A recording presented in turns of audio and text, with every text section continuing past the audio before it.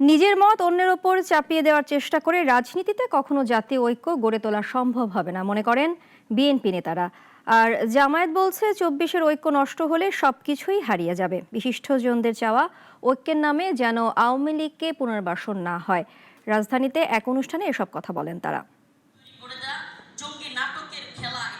জুলাই অভ্যুত্থানকে ধারণ করে online news portal Bangla এডিশনের উদ্বোধন উপলক্ষে এই আয়োজন। রাজধানীর একটি হোটেলে অনুষ্ঠানে যোগ দেন উপদেষ্টা পরিষদের সদস্য, বিএনপি, জামায়াত সহ বিভিন্ন রাজনৈতিক দল ও বিভিন্ন শ্রেণী পেশার প্রতিনিধিরা।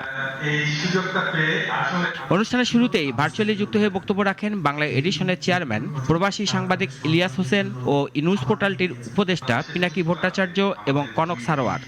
যারা ইতিহাসের বিরুদ্ধে যান তাদেরকেও চিহ্নিত করতে হবে এবং কঠোর ভাষায় সেই কথাটিও বলতে হবে।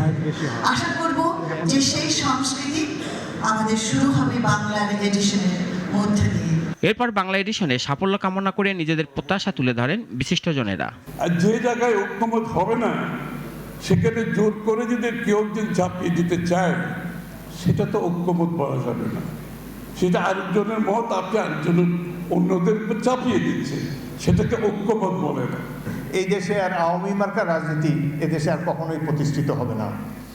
এবং যদি রাজনৈতিক দলসমূহ ভুল পথে যায়, আধিপত্যবাদের দোষর হয়, কিংবা আবার শেখ হাসিনার মতো হয়ে জনগণের উপরে অত্যাচার স্টিম রোলার চালাতে চায়, তাহলে এই দেশের জনগণ অতি দ্রুত তাদেরকে প্রতিরোধ করবে। আমাদের যদি এই শক্তিশালী জাতীয় ঐক্য না থাকে তাহলে কোনো কিছুই কাজে লাগবে না। আমাদের এই সংস্কার, আমাদের এই প্রত্যাশা সবকিছু হারিয়ে যাবে। বক্তব্য রাখেন বিভিন্ন রাজনৈতিক দলের নেতারা। বলেন, রাজনীতিতে ভিন্ন মতের প্রতি সম্মান ও সহাবস্থান খুবই জরুরি। আমি জাতীয় ঐক্য চাই না, আমি গণঐক্য চাই। কারণ গণঐক্যটা কি জিনিস দেখেছি চোখের সামনে।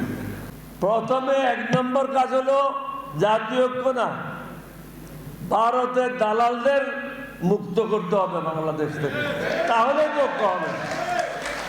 আওয়ামী লীগের পুনর্বাসন রোধে সবাইকে ঐক্যবদ্ধ থাকার আহ্বানও জানান বক্তারা। অনুষ্ঠানের শেষে জুলাই শহীদ পরিবারের সদস্যদের দ্বারা নতুন এ পোর্টালটির উদ্বোধন করা হয়। দাসুদুল কাদির, নাগরিক, ঢাকা।